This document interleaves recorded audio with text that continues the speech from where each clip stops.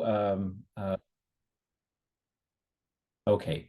Um, well, I decided to to start with this two pictures that are gloomy and sad, but I think that they represent very well what this war was. Um, all wars are terrible, right? But this war was particularly terrible and horrible and inhumane, especially the way soldiers were treated, um, and particularly in the Western Front, in the trenches. Uh, and it went from 1914 to 1918. Well, what were the causes of the war? Of course, it's the answer is not simple.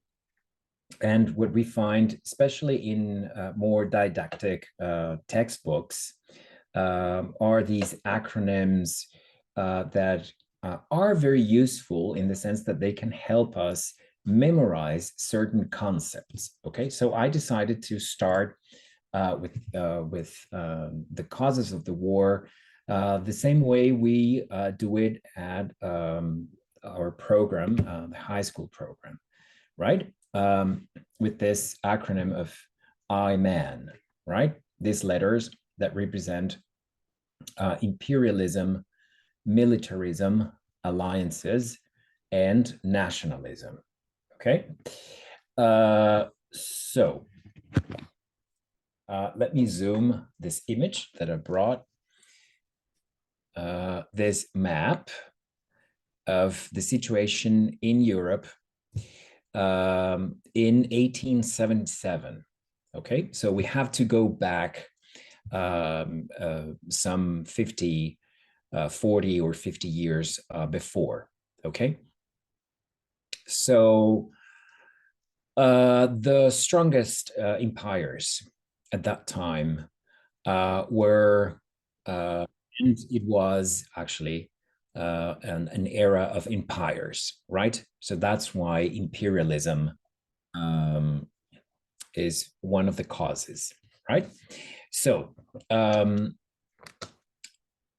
what empires do we have here? We have the Russian Empire, represented as an octopus, right? With these 8 arms, one arm here, right, taking over what today is Finland. Actually, Finland gained independence after World War One. Another arm taking what today is Poland. A third arm with interests and with one foot on the Balkans. Another one here in what today is the Ukraine. And this arm here is wounded, right? It's the Crimean Peninsula, which has always been the subject of dispute because it's a very, very important peninsula because it connects Europe to Asia, right? So this war is interesting in political terms, right? It happened in 1853. It put together France, England, and the Ottoman Empire against Russia. And this alliance, so as you can see, the alliances, they start actually much earlier between the European empires. And so France, England, and the Ottoman Turkish Empire defeated the Russians in 1853. So it's a very, very interesting war in political terms. And the other arms of the octopus, right? They are setting a foot on what today is, I mean, it's Central Asia, because all that region, it's so politically and economically so important, because it's the route to a trade route to Asia, to China, right? Okay, and Germany, a very powerful empire that had been very recently founded. We have to remember that before it was Germany, the Prussian states to the east, they actually commanded and under the strategy of Otto von Bismarck. Von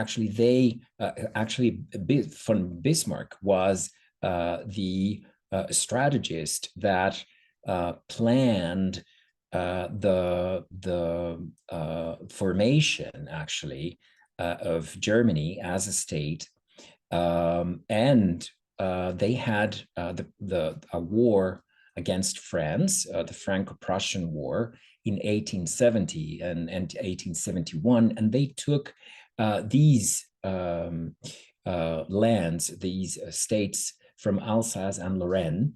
And the German Empire was founded with the coronation of Wilhelm I in the Palace of Versailles in France after the war.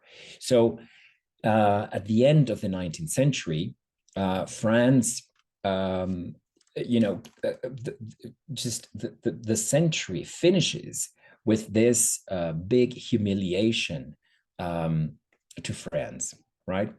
The other empire here is the Austro-Hungarian Empire and the Turkish Empire here, okay?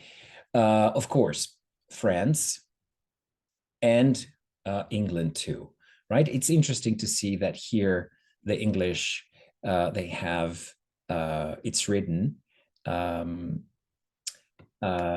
here, India, the Suez Canal, and all these colonies overseas, right? Now, geography is always important, and we have to understand, and it's very important to understand that the position in which Germany is, it's a very, I would say, how can I say this, dangerous position, in the sense that if England decides to block the passage of ships to Germany, the only way out for Germany is to create alliances, to form alliances with Austro-Hungary, with the Ottoman Empire. You see, because it's the only way southwards so that they can have access to the sea, right? So we can't forget that we are not living in a time of airplanes. So everything was done by ships, right? So that's an important issue. And all these empires were actually creating big military forces, right? All right. So having said that, I think that it's a good idea to take a look at the world, how the world was under the command of these empires, right? So if we take a look at Great Britain, in this light orange here, their colonies were in North America, in Canada, right? In South America, Guyana here, and the Falkland Islands. Take a look at Africa here, the east of Africa and the south of Africa mainly. They had India, which is an enormous, enormous, enormous country considered to be it's called subcontinent, sub-Asian continent, Burma, and Australia and New Zealand. So it was an enormous, enormous empire. The French Empire here in this light sort of grayish or bluish color, light blue, light gray color.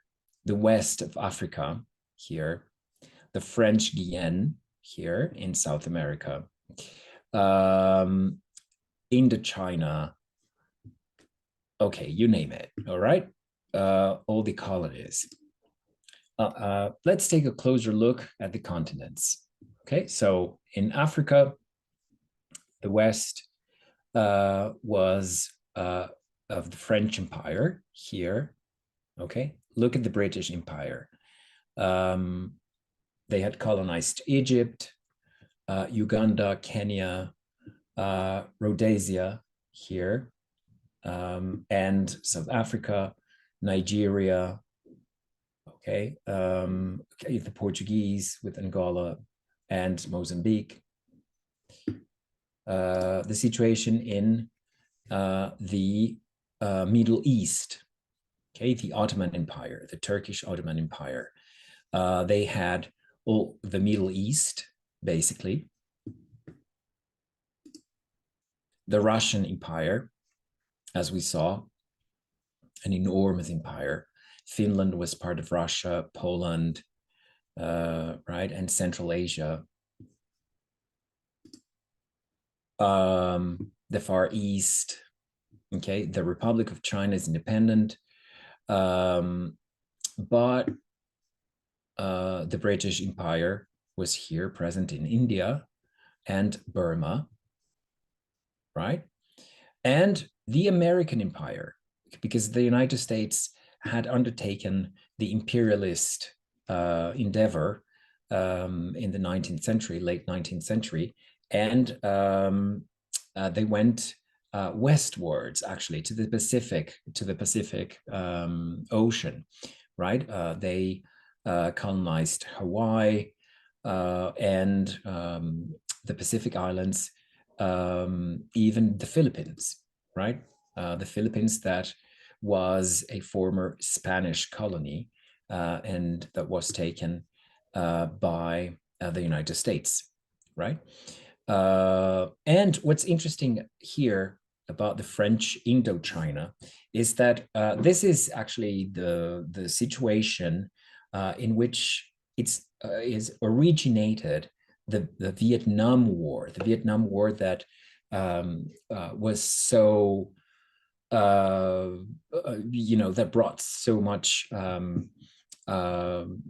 tears and horror in the 1960s, and that everybody was able to sort of watch what was happening almost live. So it was in the 1960s, it was this kind of almost live coverage of the war, right, and on TV. But the origins of that war start here with the occupation of Indochina by the French of what today is Vietnam. And this is a good opportunity to talk about nationalisms. So it seems to me almost kind of natural that when you have an empire that colonizes a people, that there is this opposite force, which is a national force, or a force that wants to break free from the force of the empire, right? And the Vietnamese people had always wanted that. So it is a fact that after World War I, they claimed their independence from France, but it was not given to them. So the French stayed in this territory, and the nationalists started fighting the French occupation. But there was this point where the French were not able to control the situation. And that's when they ask the United States for help.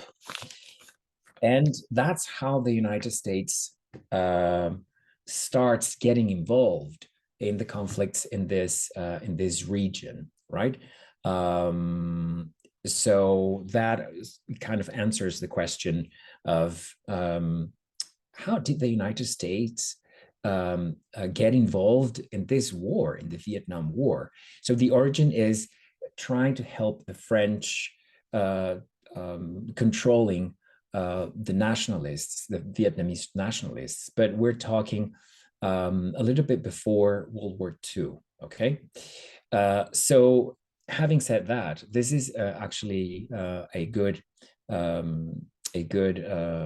moment, a good argument to talk about nationalisms, because nationalisms were present not only in these regions, but also in Europe, right? And the Serbians that who were an independent country, they formed an independent nation.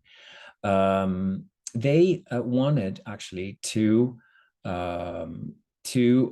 regain control of Bosnia, and Bosnia was under the dominion of the Austro-Hungarian Empire. Now, there was this event where the heir to the throne of to the Austro-Hungarian throne, the Archduke Ferdinand, went on a diplomatic trip to Sarajevo, and one nationalist, one Serbian nationalist, shot him dead. Okay, him and his wife, who were the heirs to the throne. So that was the spark that ignited these international conflicts, because the Austro-Hungarian Empire, of course, declared war to Serbia, but Serbia was had the support of Russia, okay? And Austro-Hungary had the support of Germany.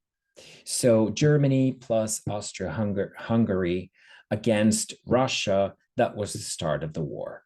Okay, so I brought this clip, this video, that sort of summarizes this beginning of the war. Okay, let's take a look. The assassination of the Archduke Franz Ferdinand. Okay, right.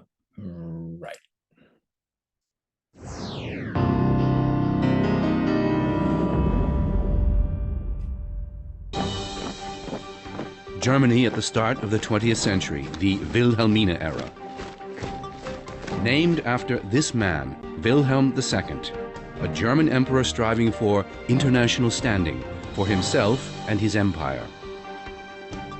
He places his hopes in a sea power, commanding that a fleet be built that is as beautiful as that of England. This is the cause of some resentment, and not only in Great Britain. Allies France and Russia are also wary of the emerging power in the center of Europe, which soon stands Austria-Hungary. In May 1913, the crowned heads of Europe meet in Berlin for the wedding of the emperor's daughter Victoria. They are almost all related, but this harmonious family image is deceptive. The deployment plans of the General Staff are well underway. Above all, the Balkans are a tinderbox in waiting. The Bosnian Serbs push for independence from the Habsburg Empire, from Austria-Hungary. In late June 1914, a Serbian nationalist shoots dead the Austrian heirs to the throne. This is the spark. The whole world order broke down. After this, there was a very strong desire for war in Austria. People had already had enough of the Serbian provocation. Following the death of his nephew, the Emperor of Austria hopes to settle scores with the Serbs, but they are allied with Russia. Emperor Franz Joseph sends an envoy to Berlin to request support from his German ally. Kaiser Wilhelm takes a belligerent stance and declares his support in the event of war. On July 9th, 1914, the Austrian artillery opens the bombardment of Belgrade. Can war still be avoided? With Russia also on the move, the emperor, hoping to avert catastrophe, turns to his cousin, the Russian Tsar Nicholas. But it is too late. Europe teeters into war. On August 1st, 1914, the German Kaiser announces the general mobilization from his palace in Berlin. So now the sword must decide. Any dithering, any faltering would be treason to the fatherland. At the beginning, there is war euphoria. Everyone was excited. They thought it would be like an excursion off to Paris and back. Many young men volunteer for the front. For us young men, it was a continuation of a happy game of soldiers. In complete ignorance of the grave nature of an actual war, in which you can be shot dead for real. A world war for world power with 65 million soldiers. The first mechanized war of extermination. It will become the seminal catastrophe of the 20th century.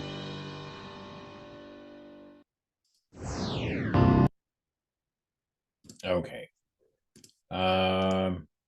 Right.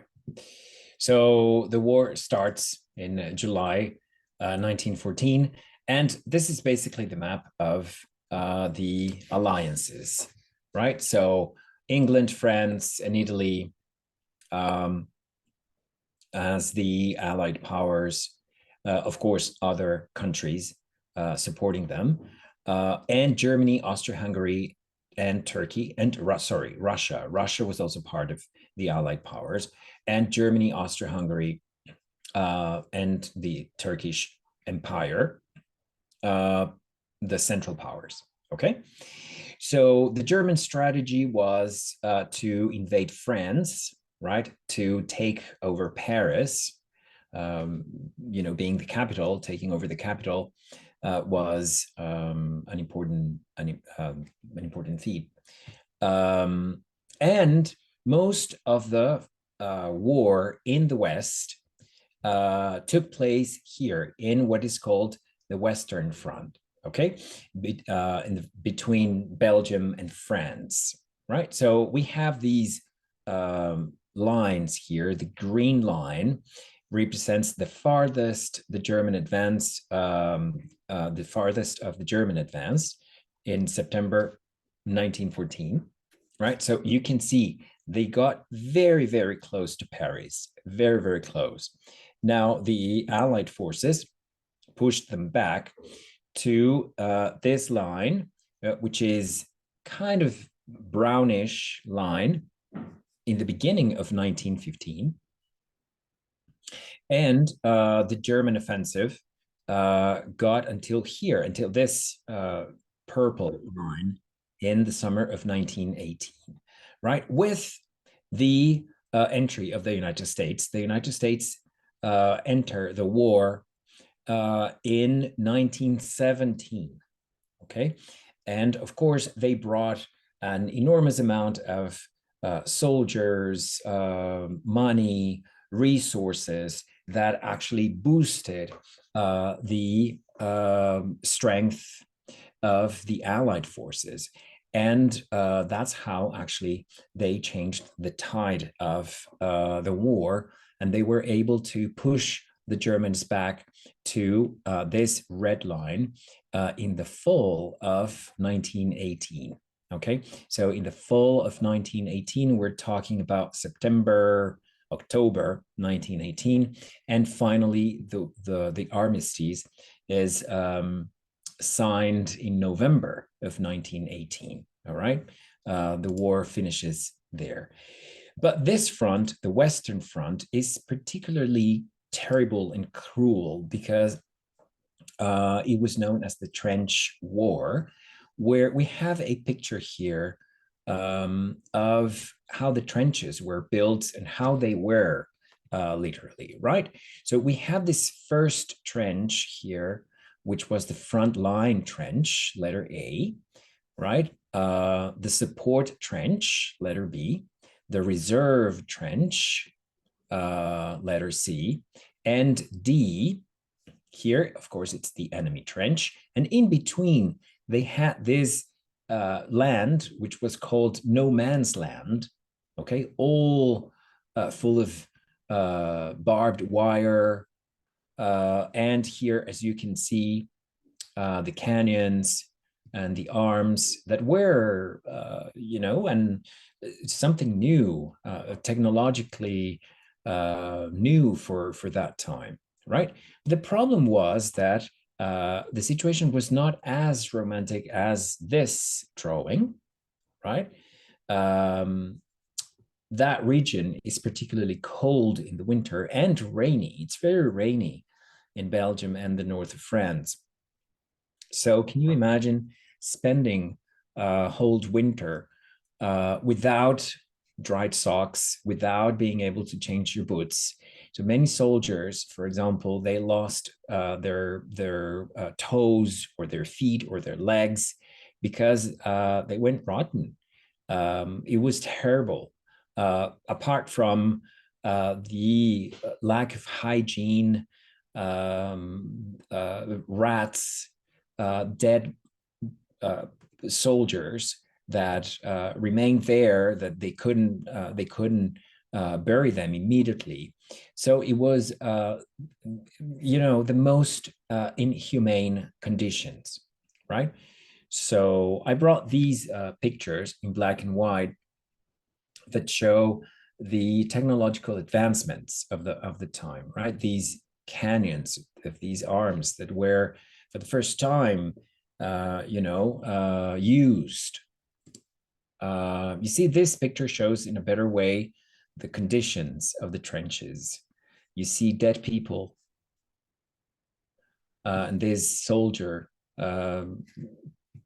like alone, trying to defend himself, totally. And look, there's no protection. There was no protection for the soldiers. Look at their helmets. They were ridiculous, right? Well, and these new arms, the lethal arms, the poisonous gas that killed people by suffocating them. So they created these masks to protect themselves from these new weapons, chemical weapons, the bombs, okay?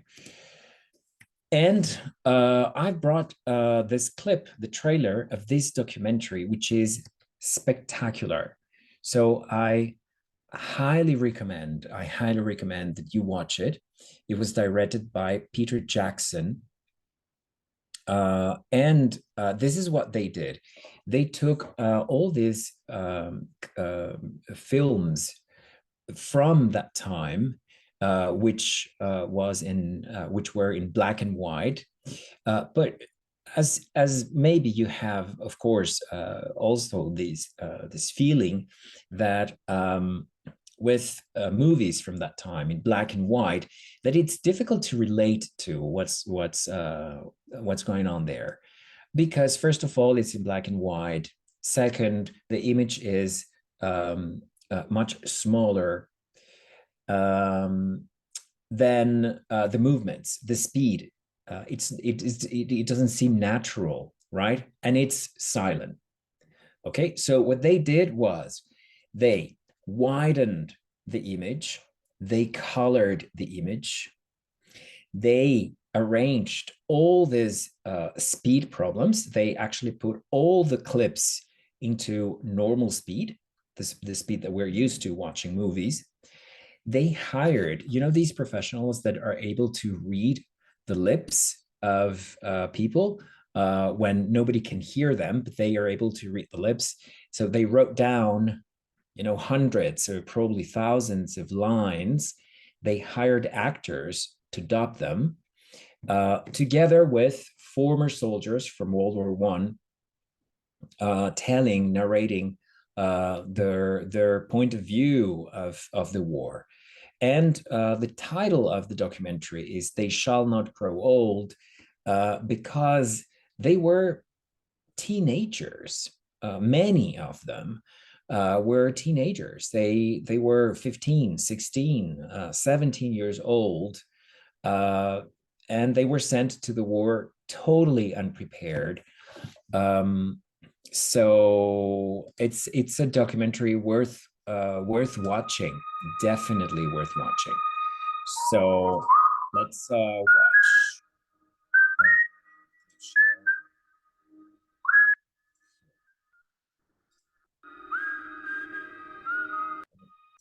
Here. Yeah.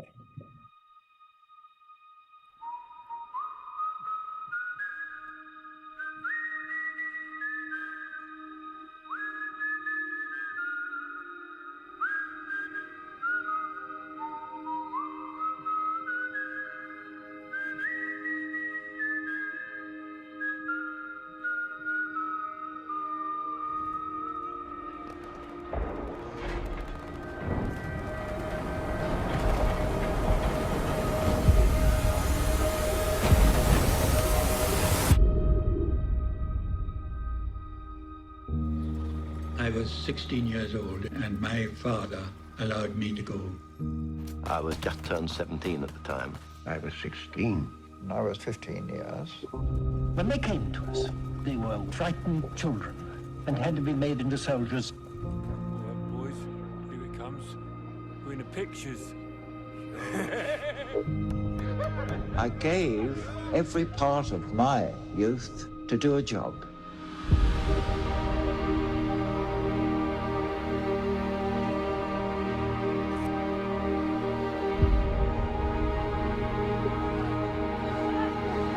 Stand this part of the trench over there.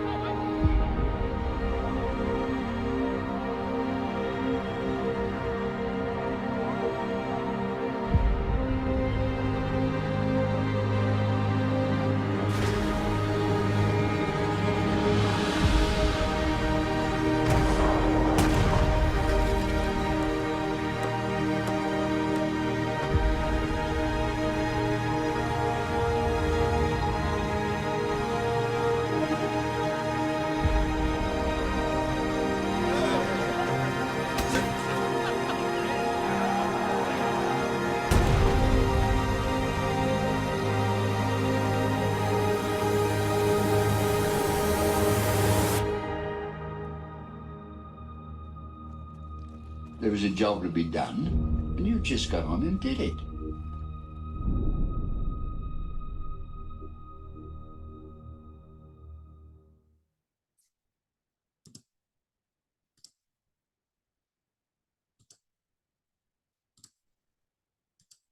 Okay, so if you have the chance to watch it, do it. Okay, it's an extraordinary documentary. Well, apart from the Western Front, what was the other strategy and the other front? The sea. Okay, and as I had mentioned before, Great Britain or the United Kingdom, they blocked the German ships, right? And so the strategy was deprivation, because no economy is totally autonomous. And they need, of course, we all need imported goods from other countries, from other parts of the world.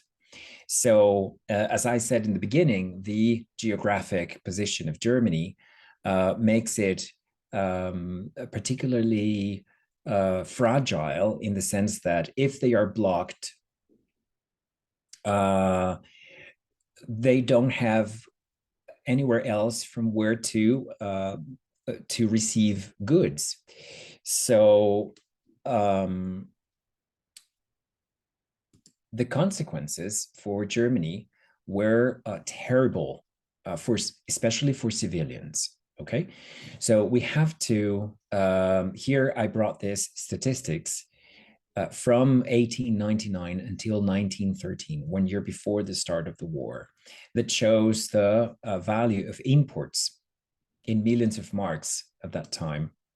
So, of course, the numbers are very difficult to understand because it was money at that time, the value. But what's interesting here is to see the size of the German economy, that in 14 years, it had doubled its size. So it was a very important economic power in Europe, okay? And it depended on imports. So what were the consequences of being blocked by the Allied forces? The consequence was starvation.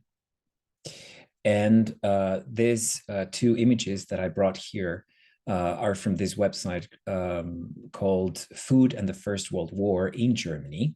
The first one is this illustration that says in German, farmers, do your duty, the cities are hungry. And this other picture that shows children of Berlin being fed with soup from a mobile field kitchen taken during the First World War by an official German government photographer. Many people, many civilians died from starvation, which is, well, soldiers died in a cruel way, civilians dying from starvation. It's so terrible. It's so terrible. Now, the German forces counterattacked, and they actually had the submarines. They were using submarines, which were they were actually the first to use them, and they attacked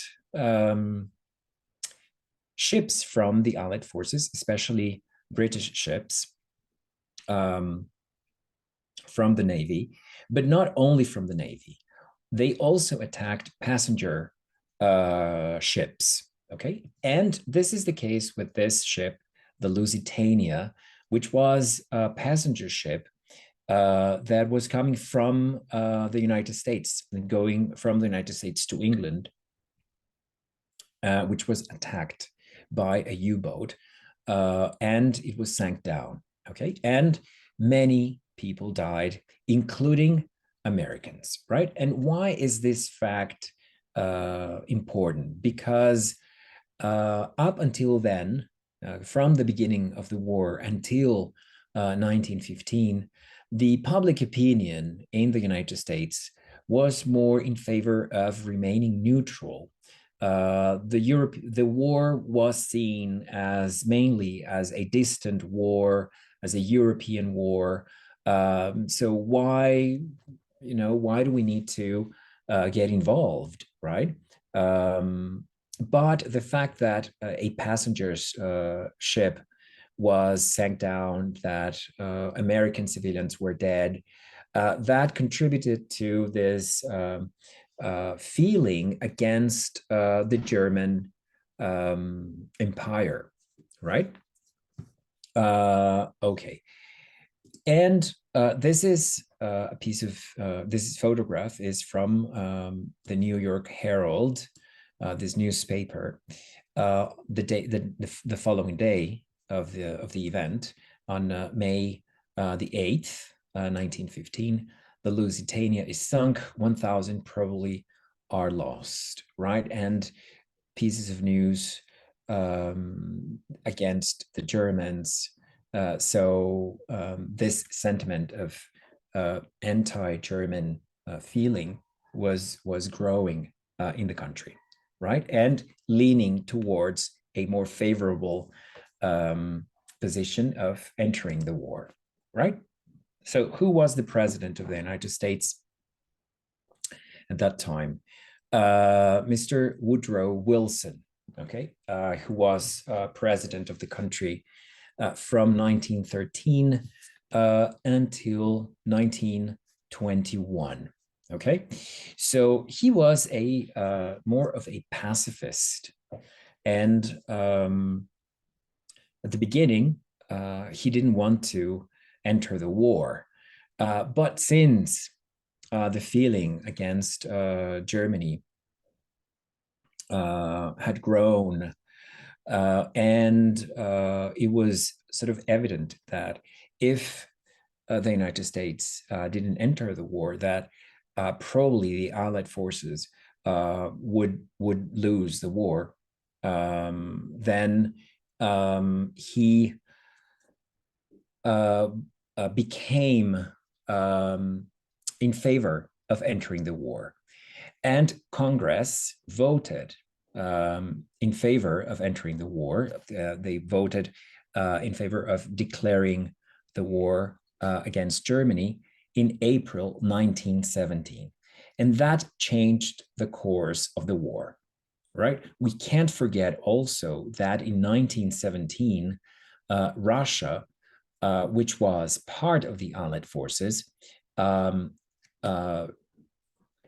stepped back because in Russia, they had their own revolution, the communist revolution. So Russia stopped being involved, and that was, of course, a super important, it was an important Allied force, and without Russia, Britain and France alone, they were not going to be capable of defeating Germany. Some statistics, right, that talk about the economy, right, and the importance of it's never I mean, it's always important. We can't forget that in wars there's a lot of money involved, okay, and that economic interests are always present. Okay, so this shows US exports to Europe between 1912 to 1917.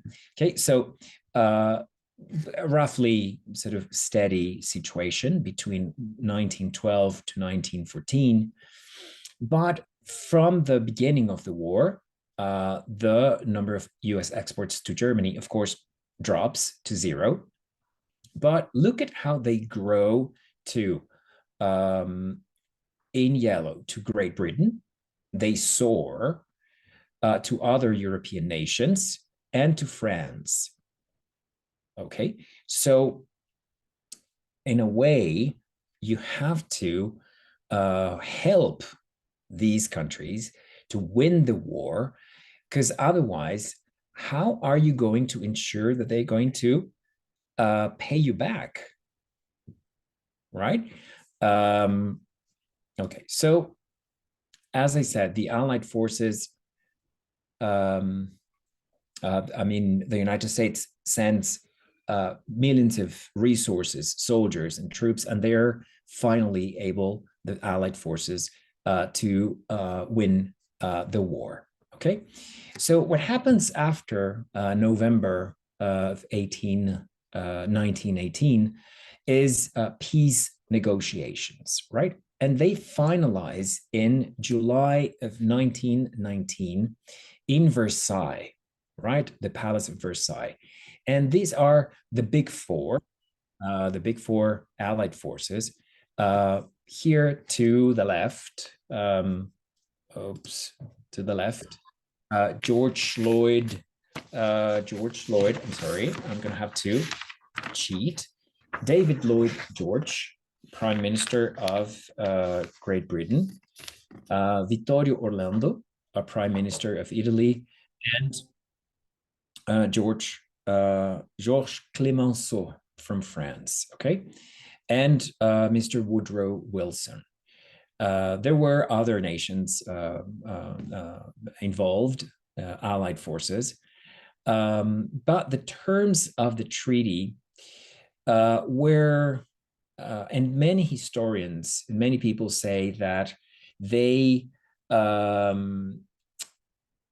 sort of set the foundations to what was going to happen later, to the Second World War. So many people say, if it hadn't been for the Treaty of Versailles, there wouldn't have been a Second World War, because Germany and the defeated ones were not invited to negotiate in the table of negotiations. And you might think that this is a crazy idea, but actually this is exactly the same situation that we saw when we were talking about the Reconstruction after the Civil War. So when you have a war and the winner, after winning the war, how are you going to treat your former enemy, the loser? Are you going to, make this nation disappear?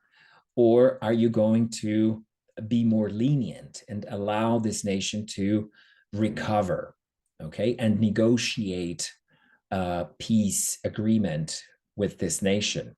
So the same situation happened during the Reconstruction, right, in the United States.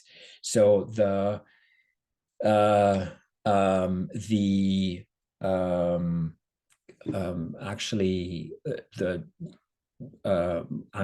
sort of out of words now, but I went blank. But the situation was basically, what do we do? Are we more lenient, or are we harsh, right? And as if you remember, with the Union and the Confederation, the Union was actually very lenient, and they allowed the former Confederate States to be readmitted to the Union, very easily. That has problems as well. Okay, now in this situation, we see the opposite. We see that the winners were very harsh on Germany. And it's actually very symbolic that they signed this treaty at Versailles, at the Palace of Versailles, and France was actually very harsh on Germany. They actually made Germany pay financial indemnities.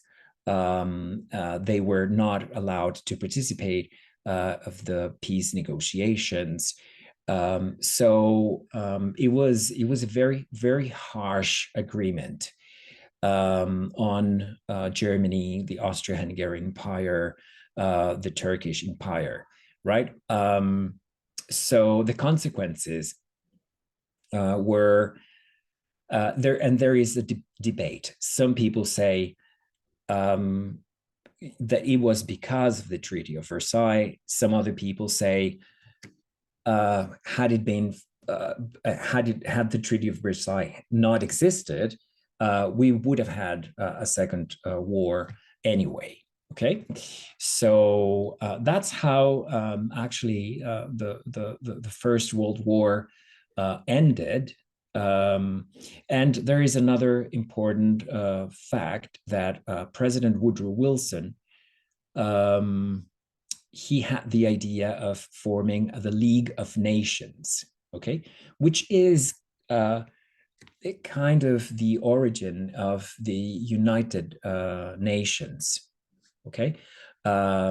It was this organization that was formed, although the US Congress did not ratify the creation of the League of Nations. The United States finally was not part of it. And it didn't work in the sense that they were not able to prevent the beginning of World War II. But anyway, it was an idea that later, after World War II, became a reality with the creation of the UN, the United Nations. Okay, so that's what I had prepared for today. We have here the references as usual. And as usual, I'm going to make this presentation available for those who would like to have it. Just get in touch with Jessica. Send her your email address, and she's going to send them to you if you want to. Okay. So now, if you have any questions, comments, please, you can do so.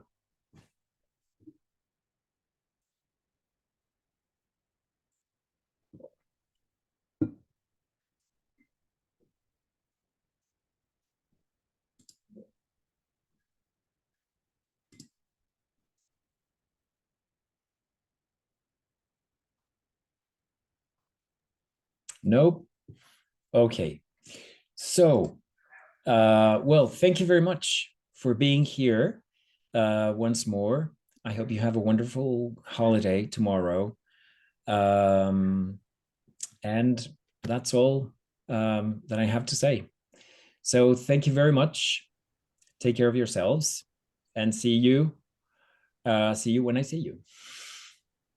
Okay? Thank you for all. Muito obrigado, Henrique. Queria agradecer a participação de todos vocês aqui e convidá-los para a próxima palestra que vai acontecer na quinta-feira, dia 14, com o tema Books in the Wind. E a Thalita Takeda vai falar sobre o romance Beloved, da autora Toni Morrison. Ela vai um pouquinho atrás no tempo na Guerra Civil Americana, que antecede um pouquinho o assunto que o Henrique trouxe hoje. Obrigado, pessoal. Boa noite, bom feriado a todos.